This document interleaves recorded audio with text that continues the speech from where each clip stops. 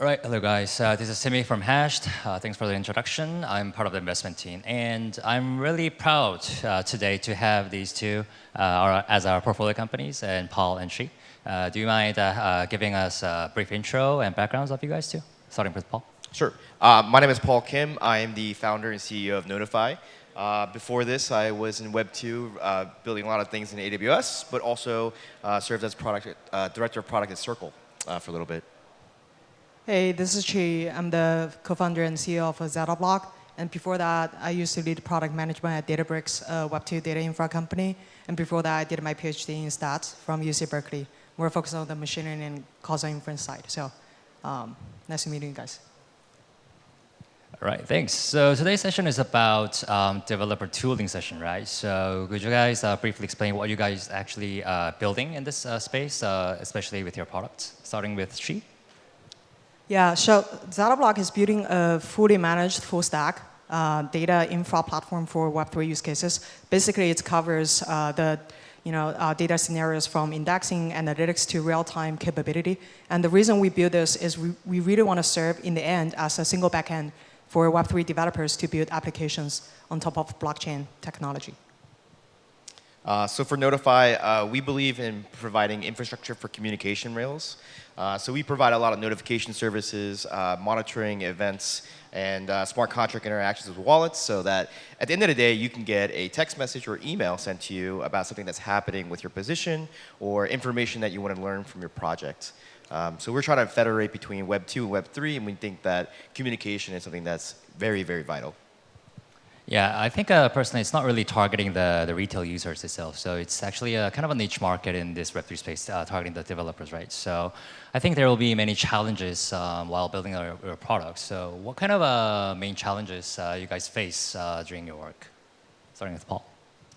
I think one of the biggest things that we've had was overcoming a lot of the education process of some of the primitives that don't really exist in Web3. So, back in the DeFi summer days, Discord and pretty much like Twitter was the only form of communication. And a lot of people didn't really know how to build the tools to provide even an email alert or a text alert to your community. So a lot of that was educational processes of like people understanding how do we provide these services to them, but also why it's so important for customers to have communication experiences with your project. So that was a lot of the, I guess, like the heavy homework that we actually put into.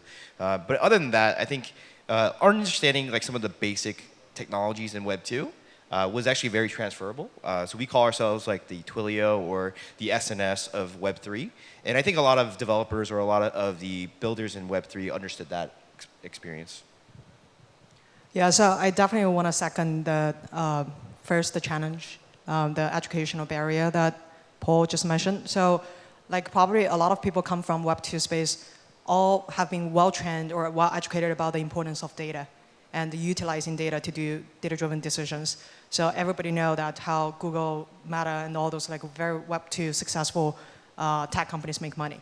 However, in this space, we consider that a lot of basic understanding about data and also like the data infrastructure tool layers in the space is not well educated. So you have to spend time to even explain the difference between analytics and indexing to even developers in the space.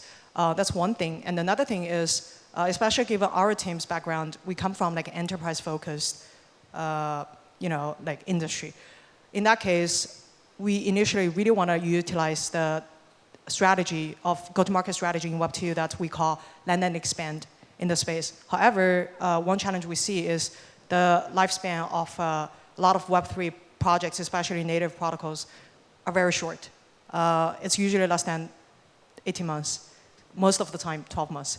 And the strategy you used in Web2 for landing them first and then make them more like a loyal and like a reliable customer revenue stream and everything is very challenging in the space.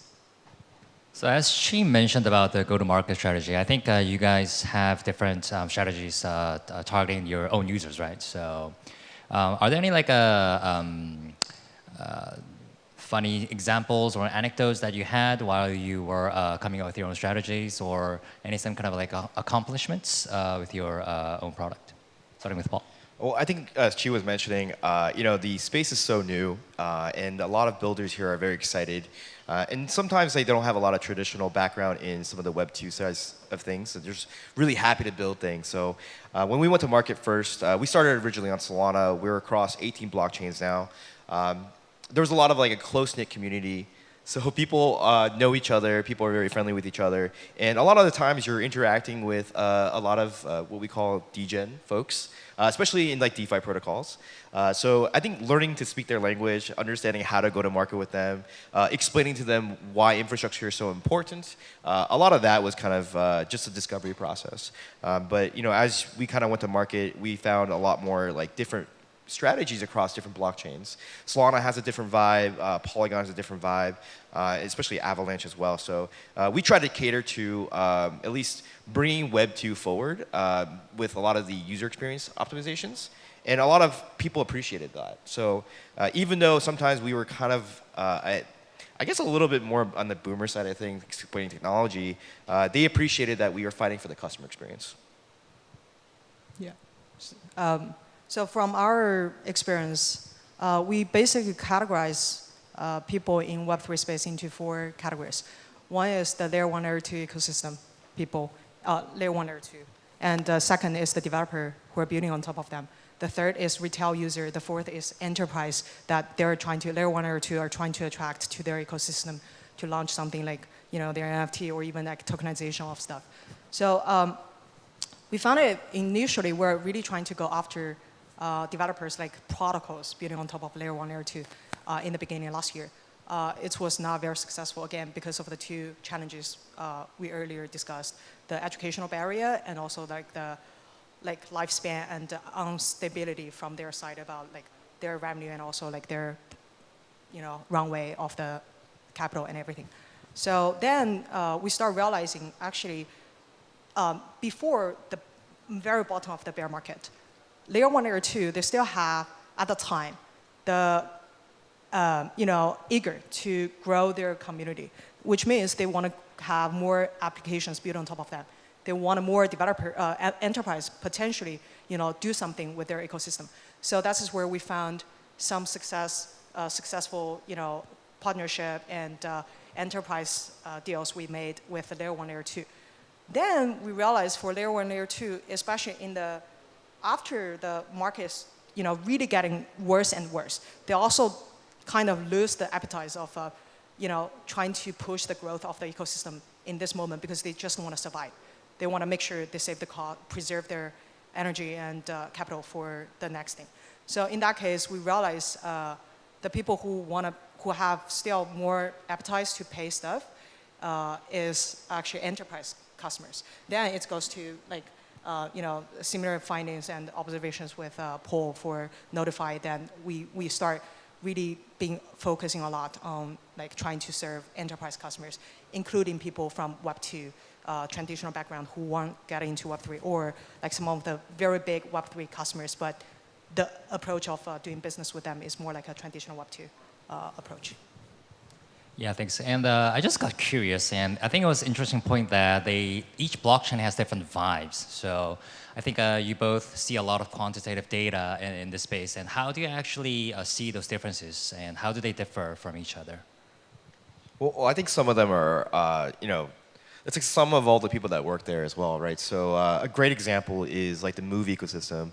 A lot of folks come from Facebook, so they approach it a little bit more Web 2 style. Versus say like Solana, it's a little bit more degen. I think in Ethereum is also a very, very different vibe as well. And of course like BTC and Lightning. But I think you have to cater your strategy according to those personas because like naturally people are gravitated towards those personas in the first place, right? And they want to build in the community. And I think a lot of people who build projects on those ecosystems are attracted by those same personas. So I want to make sure I understand the question. So you are saying like, could you repeat? Yeah, so Paul mentioned that each blockchain has different vibes. And I was just curious on how, on a quantitative data analysis base, so like how they differ from blockchain to blockchain. Oh, got it. Yeah, actually from data infra perspective, it's very interesting to see some of the blockchain like Solana, they're high throughput blockchain, which means they generate a lot of data every day. even though most of them are like systematic data that are useless. But but it's indeed, they generate over like 150 to 200 gigabyte data per day. So that is way more than majority of the other blockchains generated. So from infra perspective, the demands of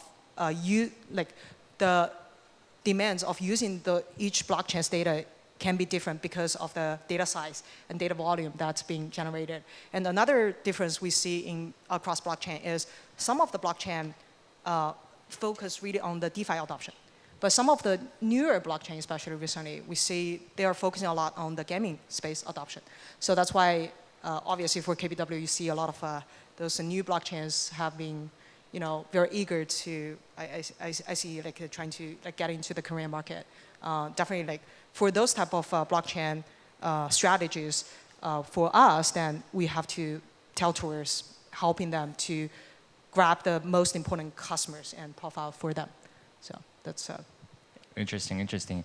And in terms of like a user experience, so well, this is extremely my personal experience, but like using Dune Analytics or Nansen, it wasn't really comfortable. Like searching all those data, and they need to come up with their own dashboards, and some of them are locked. So those kind of things.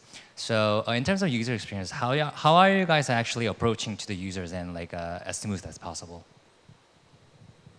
Yeah. Okay. So.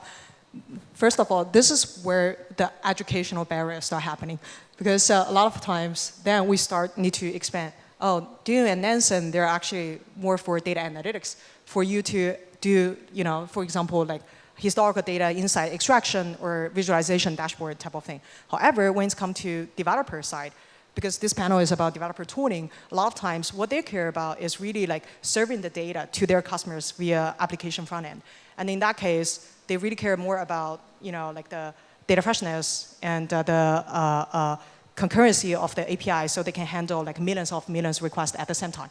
So for those type of user experience, we provided them. We usually, really trying to close the gap that developers initially didn't experience in the space when there's only like analytics type of solutions. But even for analytics solutions in this space, there's a lot of additional improvement we think it can be done. For example, one thing is how you can trust the data quality and integrity from those platforms. Especially some of the platforms is community driven.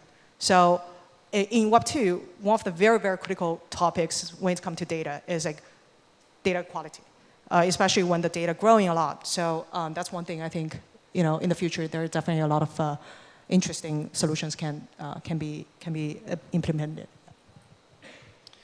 So for us, I think from a user experience and how we're advocating things, when we started the company and we had this thesis that every DeFi user would want a trade confirmation sent to them, just like a Web2 experience would be. And they would want to get it through an email or a text message. And I remember having these conversations with some of the investors, but also some of the foundations. And they thought that the idea of decentralization and anonymity would trump basically these foundations that we take for granted. So we had this I guess bet when we launched our product, and we found that 90% of the users that use our service wanted a text confirmation of their trade, right? And I think a lot of this kind of shocked folks, because they thought that because it's on-chain, because Twitter and Discord are there, people are so used to this DeFi 2.0 experience that they didn't want and forsake Web 2. And I think where we try to propose folks is that instead of sending users to another third-party app or going outside the experience, one of the biggest values that we learn in Web 2 is that you as a project or a protocol, your biggest value is really the user journey that you're giving to your consumers. And we try to enforce that and provide these tools to kind of enhance that experience. So when we did our experiments and when we went mainnet, a lot of protocols suddenly become more interested in what the user journey and consumer experience is. So we were challenging a lot of those paradigms when we first started. And I think now, if you go to Solana, Solana's a great example. We launched in Solana in May. At the time, nobody had communication notifications, and now 95% of all the projects do. So in a period of a year, year and a half, you could see a lot of momentum shift. And people will realize that, hey, this is what I used to have in E-Trade or Robinhood. Why can't I have it in DeFi? Yeah, thanks for sharing your experiences. And I think both of Chi, both of ZettaBlock and for Paul, Notifi, you guys are both building 0 to 1, the new infrastructure and the new product in this space. So I think many of the critical VOCs, voice of customers, would have been really helpful while building your product. So what kind of examples were there while you were building up your own business? You mean challenges? Well, challenges, some interesting stories, or like things that have been really helpful while you're building your own product. Oh, got it. Like what we learned from customer side. Yeah, so one thing, yeah, I'll go first. One thing I think we definitely learned from Web3 developers is initially when people are thinking building applications on top of blockchain, they treat blockchain as like all-in-one solutions to them. What does that mean is they think blockchain can do everything except front end. So they use blockchain for transaction, verification. They use blockchain for backend. They use blockchain for infra. Like they want to use, so basically a lot of like early stage application, even like right now, a lot of applications you see why, like Paul mentioned, the user experience is so limited or not that good compared to Web2 is actually they interact their front end directly with blockchain. And in that case, because especially a lot of developers in the space are also very young, developers who believe in the philosophy of blockchain, decentralization, and everything. So their approach of doing this,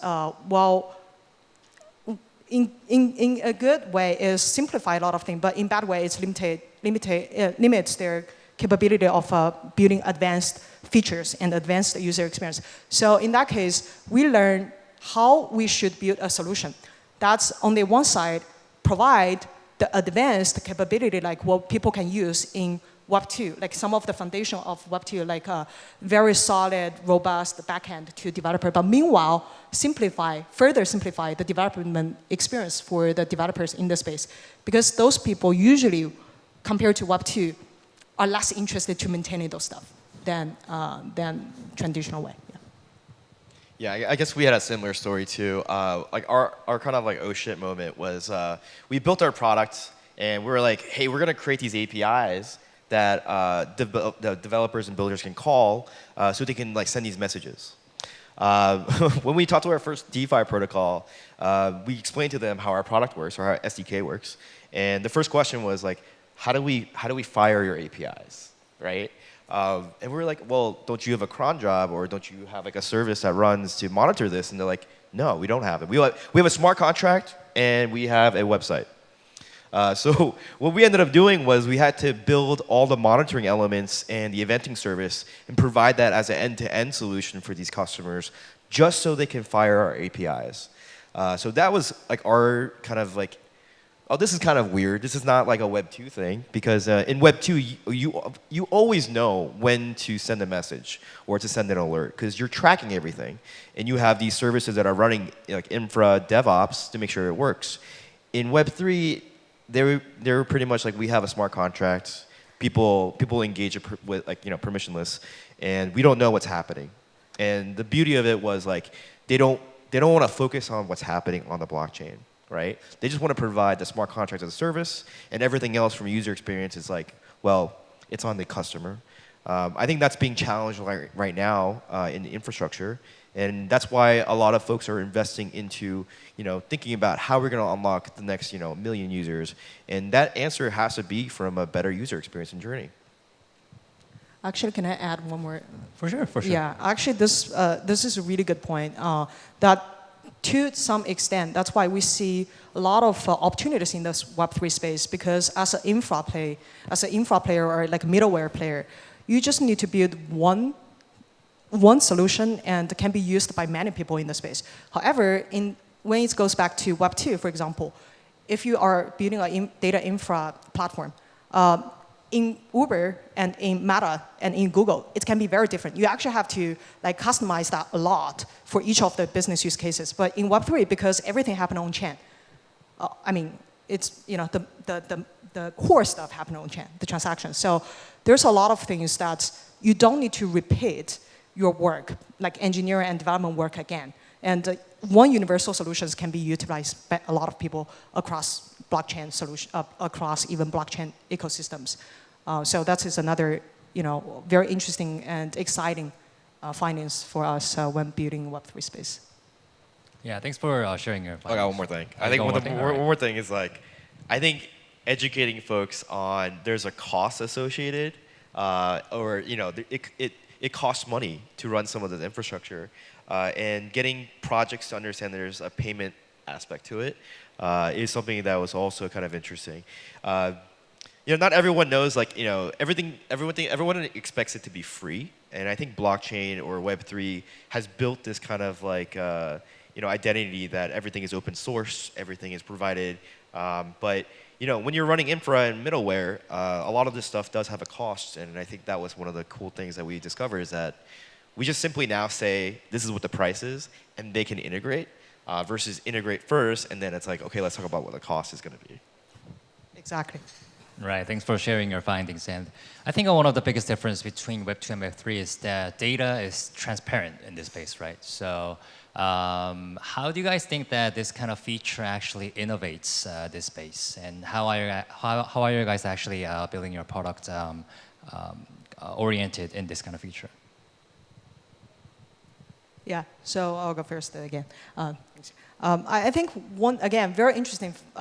First, I think the data transparency obviously give back a lot of data ownership to the real creators and owners of the data. And in that sense, for example, things that happened when your accounts, Twitter accounts or LinkedIn account got banned due to some stupid algorithm they did internally, and you cannot validate why it's happened, won't happen in Web3. So the data transparency, I just want to add a little bit sidetrack that I think this actually gives a lot of power and ownership back to the real owners of the users. But then goes back to we think the data transparency, how that will affect our business. We think one interesting thing is compared to Web2, most of the data infra solutions in Web2 require users to bring their own data into that solution. Like if you're building on top of a Snowflake or a BigQuery, you have to generate a lot of your private off-chain data. But in this space, it's the opposite. People come into your platform already have all their needed data on the platform. They just need to find them and utilize that. So in that case, I think building a marketplace and economy around that from the beginning is a very interesting thing, that a new type of business model you can do in the space compared to Web2. Usually, it only happens when you have a very big network effect to help you generate that. For example, think about when AWS started their marketplace. When Snowflake started their marketplace, it's very late stage of their company. But in Web3, we consider it's very different. One of the requests that we're getting these days, because we provide the tools to have projects message their users, and because of data transparency, I think where we're getting a lot of asks from is these creative projects who are asking, hey, how do I target my my competitors' customers? Because they know the wallet IDs, they know what they work on and what they trade on, but they also know when they interact with different contracts owned by different projects.